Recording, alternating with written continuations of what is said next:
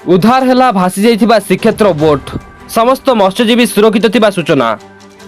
ढेउ माड़े केन्द्रापड़ा राजनगर निकट बाली टिकिरे लगिला boat. Coast guard सहायता 8 जन मत्स्यजीवी को आने प्रयास जारी रही। गतकाली समुद्र को माछ धरने जाइथिला श्रीक्षेत्र नामक बोट यांत्रिक त्रुटि जो खराब हो जाइथिला।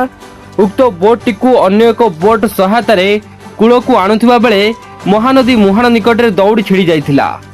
फल बोटी दिशाहीन भाव में समुद्र भीतर को भासी जाइथिला। बोट रे 8 जन मत्स्यजीवी थिले।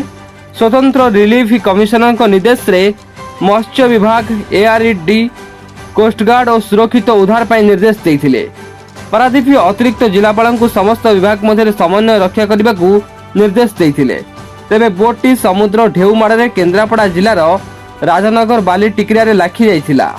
फल समस्त मत्स्यजीवी बोट्रु डेई कूल को आसिचंती। सेमानकु सुरक्षित पारादीप आनिबा पई कोस्टगार्डर एक बोट घटनास्थल को जाइछि।